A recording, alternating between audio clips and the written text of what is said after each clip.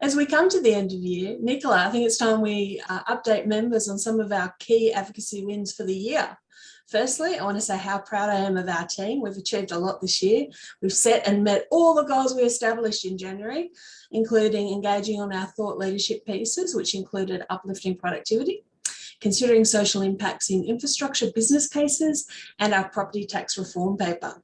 Nicola, in terms of our profile with government, what would you say have been the highlights this year?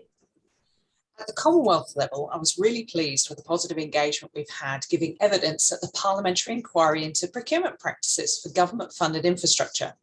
The committee members were really interested in our experience on professional indemnity insurance and our de-risking solutions.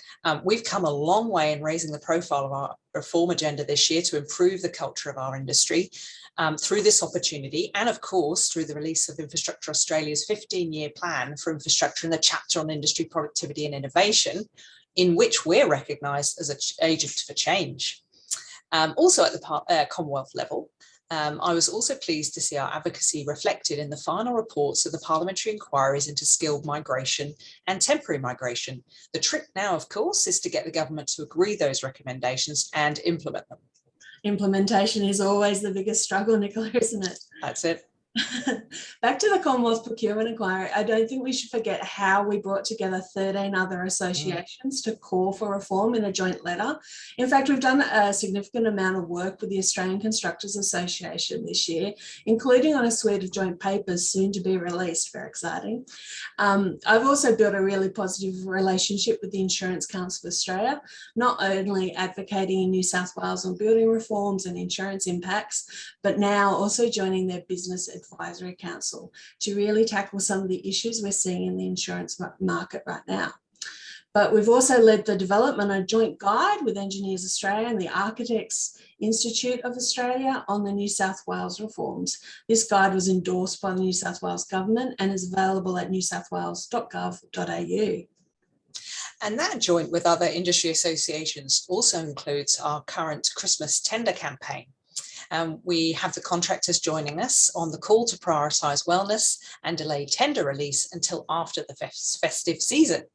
Talking of mental health, we can't forget that Consult Australia's work on mental health has been acknowledged by the National Mental Health Commission, who highlighted 13 case studies on how industry is leading the way, and we're one of them.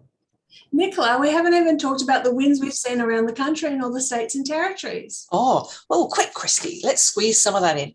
Oh, okay, deep breath, here we go.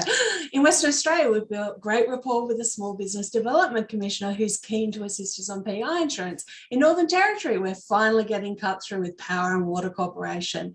In Tassie, we've established regular forums with State Development, Treasury, Tas Water and Infrastructure Tas, and we've had positive discussions with relevant ministers. In South Australia, we're on the Procurement Industry Liaison Group pushing for change, and we finally got changes to the Oaths Act, which we've been talking about for years and years, important if you have to do a lot of stat decks.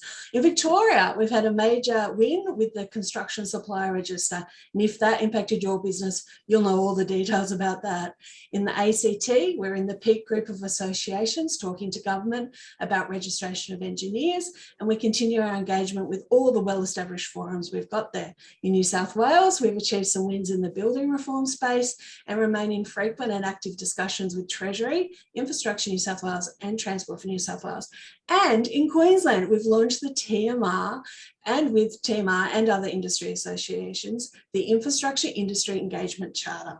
We continue our work with QMCA on the Charter for Change, and we've even got a win on reduced insurance limits in government guidelines, and another win in the form of an exclusion from the best practice principles.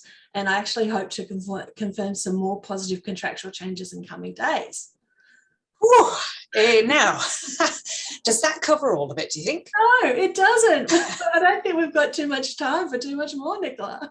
I think you're right. Well, then I encourage all members to read more in the next edition of Consulting Matters, and of course to check out our latest news page on the website.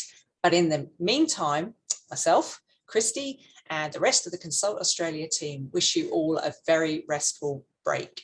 Bye.